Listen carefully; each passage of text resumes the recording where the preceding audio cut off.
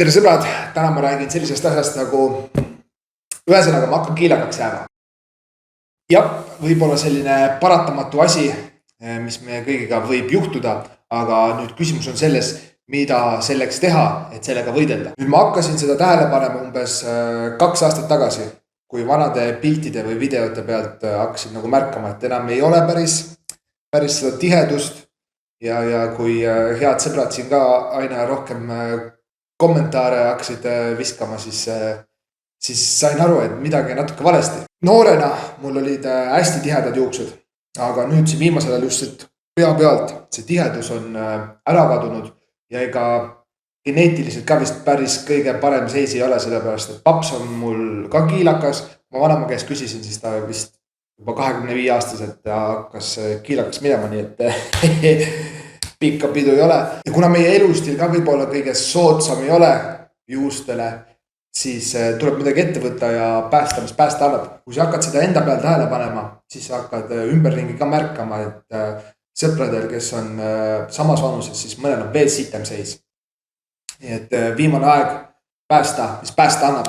Ja ma olengi endale võtnud nüüd 4 erinevat ravimit, meetodid, kuidas ma proovin siis kõigepealt seda juuksekadu ära hoida ja siis võib-olla midagi tagasi ka kasvatada. Esimene asi siis, millest tuleks alustada, kui keegi sellist probleemi märkab, on Hydroconesole šampoon. Siis see šampoon on tegelikult kõõma vastane. Mul kõõmaga probleemi ei ole, aga kui sul ongi selline bakteriaalne keskkond siin peal, siis see selle vastu aitab. Ja ta on ka anti-androgen nende juukse foliikulitele, siis ta blokeerib THT sul siin pea peal. THT on siis see hormoon, mis just neid juukse foliikuleid, nende kasvamist takistab. Seda šampooni peaks kasutama kuni 4 korda nädalas. Ma proovin every other day seda kasutada ja ma lihtsalt panen endale selle pähe ja siis teen mingeid muid asju, sellepärast et seda peab kuni 5-10 minutit hoidma peas, et ta üldse sinna kuidagi sisse imenduks. Teiseks on selline ravim nagu Finasterid. Seda ravimit nüüd Euroopas vist kuskilt käsimüügi ravimina ei saa, siit saad lihtsalt apteegis selle osta ja 5 milligrammised tabletid ma võtan 1 milligrammi päevas. See Finasterid vähendab siis, mitte vähenda, aga blokeerib selle, et testosteroon muutub THT-ks. THT, nagu ma enne vist ütlesin ka, on see hormoon, siis, mis neid juuksefoliikulite kasvu takistab. Ja ta blokeerib selle kuni 70%-ni.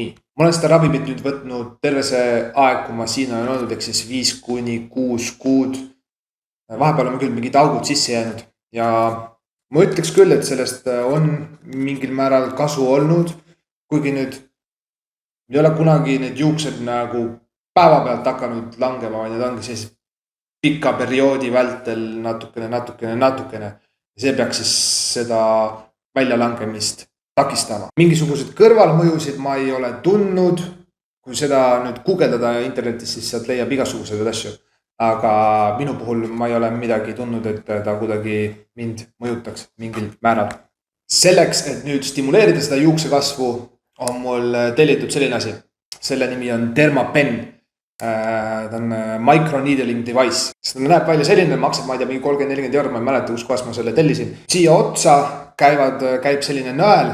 Siin on 10 väikest sellist nõela ja nendega saab põhimõtteliselt see käib siin sisse välja hästi kiiresti, sellega sa tääbid endale pea nahka selliseid väikseid auke, mis siis omakorda parandavad seda verevarustust sul siin peas ja suunavad kasvufaktoreid sinna piirkonda. See omakorda siis peaks stimuleerima neid juuksefoliikuleid. Miks selline asi on efektiivsem või parem näiteks Dermarollist? Dermaroll on lihtsalt selline rull, millega sa rullid samamoodi, seal on nõelad otsas.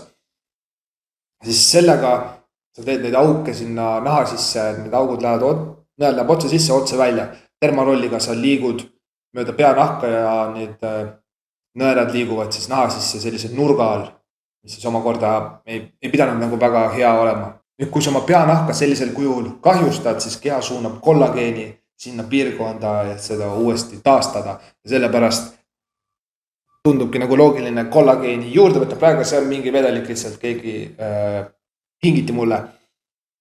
ma pigem võtaks, pulbrikujul ma võtaks suurema koguse, siis 20 grammi päevas. Aga kollageen justkui siis peaks siis seda taastumisprotsessi kiirendama.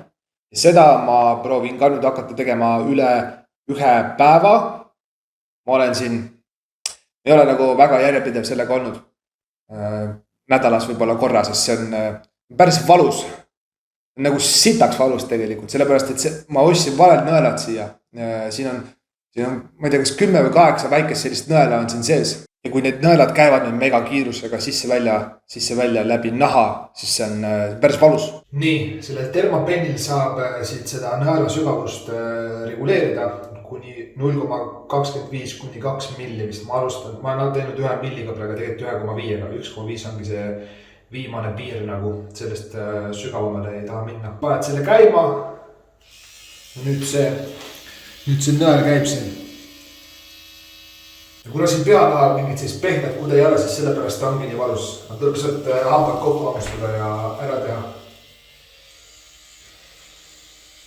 Nüüd kui kellelgi on veel mingisuguseid nippe jagada, siis võib kirjutada, jagada neid ja ega muud midagi, kui tuleb lihtsalt vaeva näha, oodata.